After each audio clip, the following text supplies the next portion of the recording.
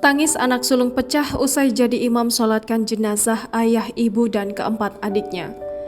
Abdul Rahman Amiruddin tak kuasa menahan air matanya usai mensolatkan keenam anggota keluarganya yang terlibat kecelakaan maut. Musibah itu terjadi di kilometer 5 Jalan Segamat, Kuantan, Malaysia pada Jumat 1 September 2023 lalu. Kecelakaan yang terjadi pada pukul 18.30 waktu setempat itu menewaskan kedua orang tua korban. Ayahnya bernama Amiruddin Ismail dan ibunya Norahimah Nur Muhammad.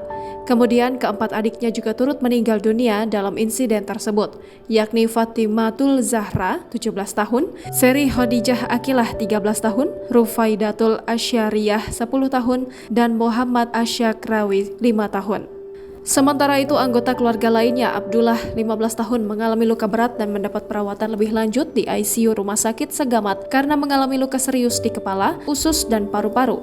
Melansir Serambi News, saat itu pihak keluarga sedang dalam perjalanan untuk mengantarkan Norahimah yang juga guru sekolah agama. Sementara itu, putra sulungnya, Abdul Rahman Amiruddin, tidak ikut dalam rombongan tersebut. Dalam perjalanan, takdir berkata lain, keenam anggota keluarga itu dijemput ajal usai kecelakaan maut setelah ditabrak truk bermuatan pasir. Pasangan suami istri dengan ketiga anaknya, Fatimatul Zahra, Seri Khadijah Akilah, dan Rufaidatul Asyariyah meninggal di lokasi kejadian. Sedangkan si bungsu, Muhammad Asyakrawi, dipastikan meninggal dunia saat mendapatkan perawatan. Keenam jenazah kemudian tiba di Masjid Ubudiyah Parit Limbong untuk disolatkan pada keesokan harinya, Sabtu 2 September 2023. Solat jenazah pun dipimpin langsung oleh Abdul Rahman Amiruddin, putra sulung Amiruddin Ismail, dan Norahimah Nur Muhammad. Air mata menyambut kedatangan 6 jenazah yang tiba di masjid dan disambut banyak orang termasuk kerabat dan sahabat. Suasana menjadi getir ketika Abdul Rahman tak kuasa menahan kesedihannya melihat jenazah anggota keluarganya dibawa satu persatu untuk disolatkan. Jenazah dibawa ke dalam masjid dan disolatkan dengan putra sulung sebagai imamnya. Usai disolatkan, Abdul Rahman kembali tak kuasa menahan air matanya.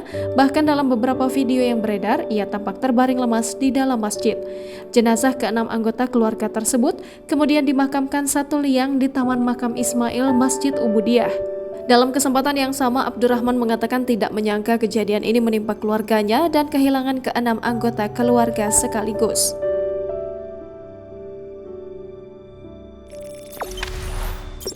Jangan lupa subscribe, share, komen, dan like ya!